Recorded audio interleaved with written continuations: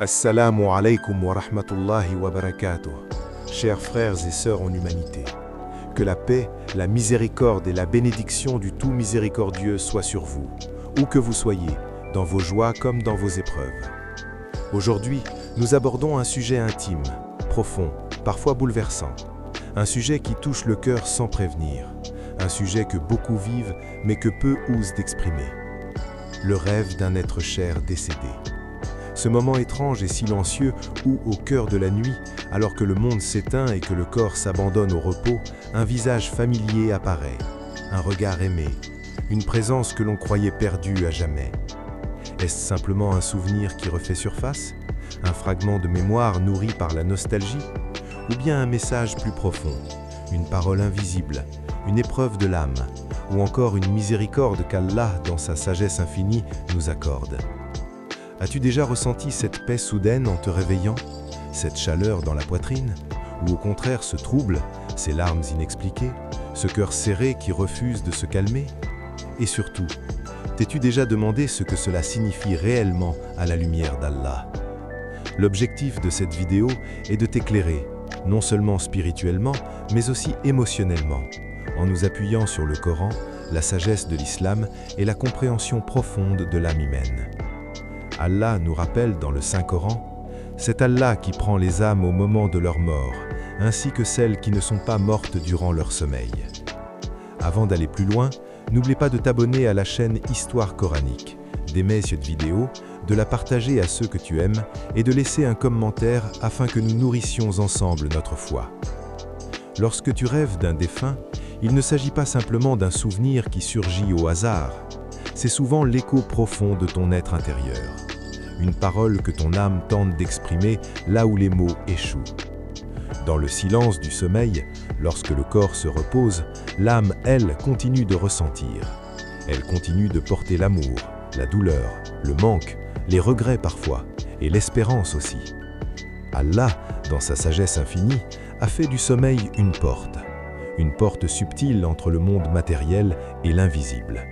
Un espace où les barrières de la raison tombent et où les vérités cachées peuvent apparaître sans filtre. Ainsi, le rêve d'un être cher disparu devient un langage du cœur. Il reflète l'amour qui demeure, les blessures encore ouvertes ou la paix que ton âme cherche en silence. C'est ton cœur qui pleure, qui appelle ou qui remercie, mais à travers des images symboliques, profondes et mystérieuses. Parfois, tu te réveilles en larmes. Parfois, au contraire, avec une sérénité inexplicable. Et c'est là que tu dois comprendre une chose essentielle. Ce n'est pas une illusion. Ce rêve ne vient jamais sans permission. Allah te connaît mieux que toi-même. Il sait quand ton cœur a besoin de parler, même sans mots. C'est pourquoi, dans ces rêves, tu peux voir le défunt sourire, pleurer, ou simplement être là, en silence. Chaque détail porte un sens. Chaque image est un reflet de ce que ton cœur garde enfoui. Il arrive aussi que le rêve ne soit pas centré uniquement sur toi, mais sur l'état de cette âme dans l'au-delà. Dans sa miséricorde, Allah peut offrir une fenêtre brève mais puissante sur ce que traverse cet être cher dans le monde invisible.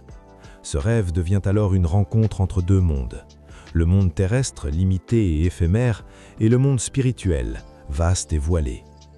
Si le défunt apparaît triste, silencieux ou distant, cela peut être un appel, un besoin de prière, d'invocation ou de sadaka faite en son nom. Comme si son âme, par la permission d'Allah, te sollicitait doucement. Et si au contraire tu le vois lumineux, souriant, apaisé, alors loue Allah, car il te montre un signe de paix et de miséricorde. Mais rappelons-le avec humilité, seul Allah connaît le véritable état des âmes. Le rêve n'est pas une certitude absolue, mais un rappel, une invitation au bien. Il nous enseigne que le lien entre les vivants et les morts ne s'arrête pas avec la mort physique. Il se transforme. Il devient prière, souvenir et amour offert pour Allah. Lorsqu'Allah te montre un visage familier dans ton sommeil, ce n'est pas pour te troubler, c'est pour te réveiller spirituellement. C'est un appel silencieux. N'oublie pas de prier pour moi. Car les morts ne peuvent plus agir. Ils ne peuvent plus prier, jeûner, ni donner l'aumône. Mais toi, tu le peux encore. Une invocation sincère, une fatiha récitée avec amour, une sadaka donnée pour leur âme. Chaque prière devient une lumière, une lumière réelle dans l'invisible, dans le barzakh. Et parfois, lorsque ton cœur se serre sans raison, lorsqu'une mélancolie t'envahit et qu'un rêve ravive un visage aimé, ce n'est pas un hasard. C'est une mission spirituelle. Allah t'honore en te la confiant. Il arrive aussi que ces rêves soient un miroir de toi-même, un rappel doux mais puissant. Peut-être que ton cœur s'est éloigné, peut-être que ton adoration s'est affaiblie, peut-être que le monde a pris trop de place. Alors Allah utilise ce que ton cœur ne peut ignorer, un être que tu as aimé. Le rêve devient alors un message clair. Réveille-toi, reviens. Non pas pour te faire peur, mais pour te sauver. Et lorsque tu vois le défunt paisible, souriant, enveloppé de lumière, ne doute pas de la miséricorde d'Allah. C'est une grâce, un baume pour ton cœur, une réponse à tes larmes. Chers frères et sœurs, rêver d'un défunt n'est jamais anodin. C'est un moment intime entre toi, ton âme et ton ressort.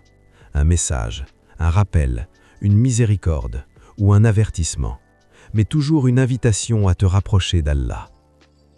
Ne néglige pas ces rêves, accueille-les avec humilité.